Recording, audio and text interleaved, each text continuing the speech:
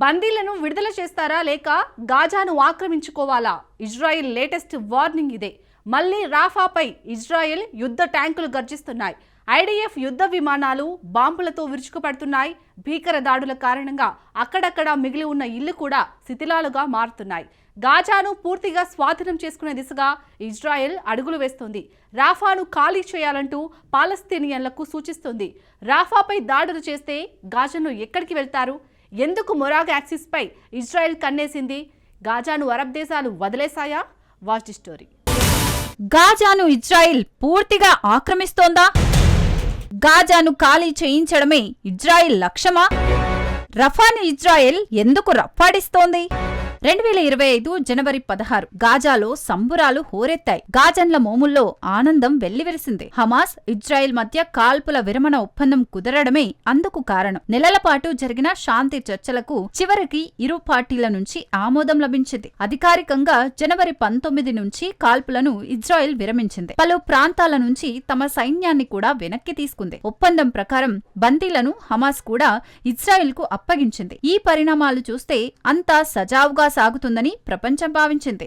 పాలస్తీన్లను సైతం సొంత ప్రాంతాలకు తిరుగు ప్రయాణం మొదలుపెట్టారు. తమ ఇళ్ల శిథిలాలను తొలగించే పనుల్లో నిమగ్నమయ్యారు. అప్పుడే ఇజ్రాయెల్ బాంబు పేల్చింది. గాజాపై యుద్ధాన్ని తిరిగి ప్రారంభిస్తున్నట్లు స్పష్టం చేసింది. ఇప్పుడు మళ్లీ గాజాలో 2024 ప్రారంభం నాటి పరిస్థితులు నెలకొన్నాయి. లక్షల మందికి ఆశ్రయం ఇచ్చిన రఫాపై ఇజ్రాయెల్ భీకర దాడులను ప్రారంభించింది. అక్కడి నుంచి పాలస్తీనియన్ కుటుంబాలు పారిపోయాయి. 2023 అక్టోబర్ నుంచి జరుగుతున్న ఈ యుద్ధంలో తొలిసారి భారీగా ప్రజలు రఫాను వీడుతున్నారు. రఫాను ఖాళీ చేయాలంటూ ఇప్పటికే ఇజ్రాయెల్ బలగాలు ఆదేశాలు జారీ చేశాయి.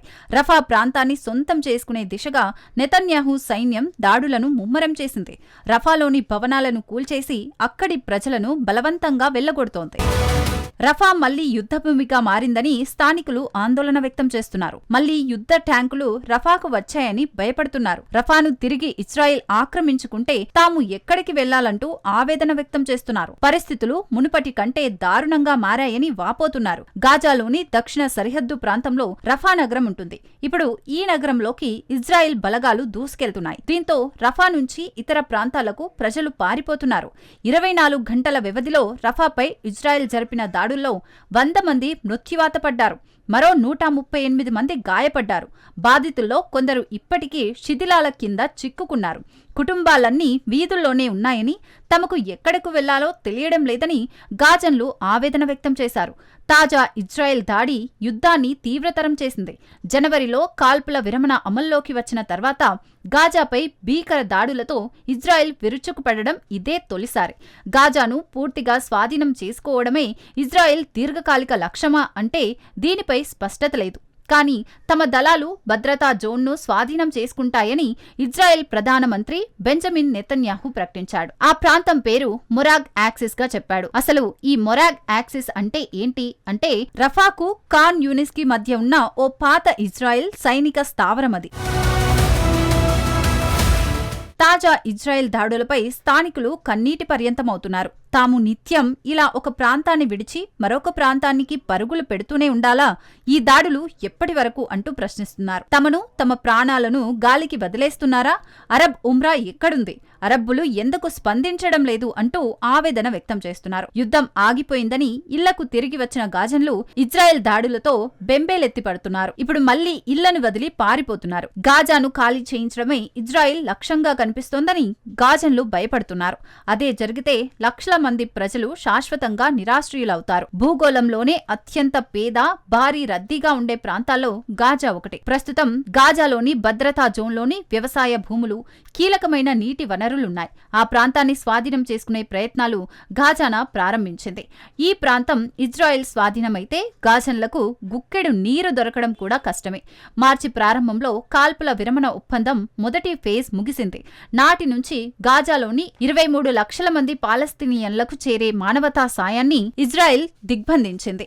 దీనిపై పలు అరబ్ దేశాలు ఆందోళన వ్యక్తం చేస్తున్నాయి. గాజన్లకు మానవతా సాయం అందించాలని ఇజ్రాయెల్పై ఒత్తిడి చేస్తున్నాయి. కానీ ఇజ్రాయెల్ మాత్రం ససేమిరా అంటోంది.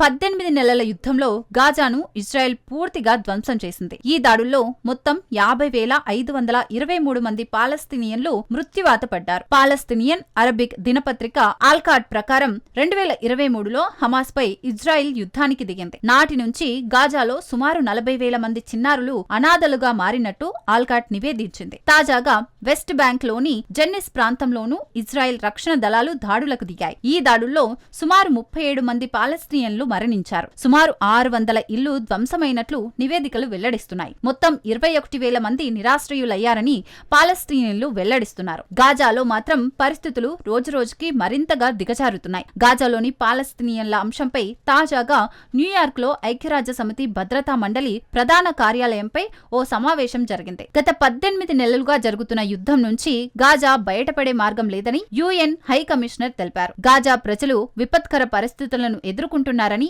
ఆందోళన వ్యక్తం చేశారు. పాలస్తీనియన్లు ఊపిరి పీల్చుకోవడానికి కాల్పుల విరమణ అవకాశం ఇచ్చినా అంతలోనే ఆ ఉపశమనం చెదిరిపోయిందని తెలిపారు. ఐక్యరాజ్య సమితి తీర్మానాలు, అంతర్జాతీయ చట్టాలకు అనుగుణంగా సమాన గౌరవం, హక్కులతో 2 దేశాల విధానమే గాజాకు పరిష్కారమని యుఎన్ కమిషనర్ స్పష్టం చేశాడు. కానీ 2 దేశాల విధానాన్ని ఇజ్రాయెల్ అంగీకరించడం లేదు. పాలస్తీనాను దేశంగా గుర్తించేందుకు నిరాకరిస్తుంది. దీంతో సమస్య దశాబ్దాలుగా రగులుతోంది. కాల్పుల విరమణతో గాజా ఊపిరి పీల్చుకుంటుందని భావించినా మళ్లీ యుద్ధం మొదలవడంతో పరిస్థితులు ఇప్పుడు దారుణంగా మారుతున్నాయి.